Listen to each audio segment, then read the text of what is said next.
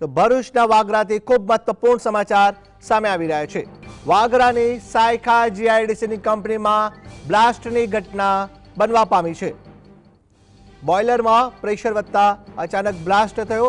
બ્લાસ્ટને લઈને એક બાજુ અફરાતફરીનો માહોલ જોવા મળ્યો હતો। ત્યારબાદ સમગ્ર ઘટનામાં 3 કર્મચારીઓ ઇજાગ્રસ્ત થયો હોવાનો અહેવાલ સામે આવી રહ્યો છે। ભરૂચ જિલ્લાના વાગરા તાલુકાની સાયલા જીઆઈડીસીમાં આવેલી અલકેમી ફાઇન કેમ કંપનીમાં રાત્રે અચાનક ઓવર પ્રેશરથી બોઇલર ફાટવાની ગંભીર ઘટના બની હતી। બ્લાસ્ટ એટલો પ્રચંડ હતો કે આસપાસના વિસ્તારોમાં પણ તેની ધ્રુજારી અનુભવાઈ હતી। બોઇલર ફાટતાની સાથે જ નજીકમાં કામ કરી રહેલા 3 કર્મચારીઓ ગંભીર રીતે ઇજાગ્રસ્ત થયા હોવાની વાત સામે આવી રહી છે, જેમાંથી 2 કર્મચારીઓની હાલત નાજુક હોવાથી તેમને તાત્કાલિક ભરૂચની ખાનગી હોસ્પિટલમાં ખસેડવામાં આવ્યા છે। જીએસટીવી દર્શકો સુધી પડે જાણકારી પહોંચાડી રહ્યું છે। સમાચાર ભરૂચના વાગરાથી। વાગરા તાલુકાની સાયલા જીઆઈડીસીની આ ઘટના છે, જેમાં અલકેમી ફાઇન કેમ કંપનીમાં રાત્રે અચાનક જ બોઇલર બ્લાસ્ટની ઘટના બની। ઓવર પ્રેશરના કારણે બોઇલર બ્લાસ્ટ થવાની ઘટના સામે બની અને જેને લઈને જે કર્મચારીઓ કામ કરતા હતા તેમાંથી 3 લોકો ગંભીર રીતે ઇજાગ્રસ્ત થયા, જેમાંથી 2 લોકોની હાલત નાજુક હોવાની વાત સામે આવી રહી છે અને સમગ્ર ઘટનાને પગલે જે ઇજાગ્રસ્તો છે તેમને તાત્કાલિક ભરૂચની હોસ્પિટલમાં ખસેડવામાં આવ્યા, ત્યાં તેમની અત્યારે સારવાર યથાવત છે।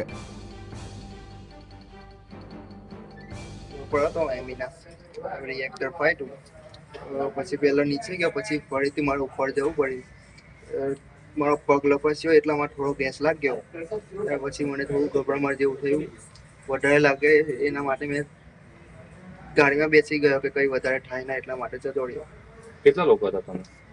મેં એકલો જ હતો ઉપર, બીજો હતો તે જતો રહ્યો હતો। મેં ઉપર ગયો ત્યારે મને હાથ બનાવ પડ્યો। કઈ કંપનીનો બનાવ છે? અલકેમી।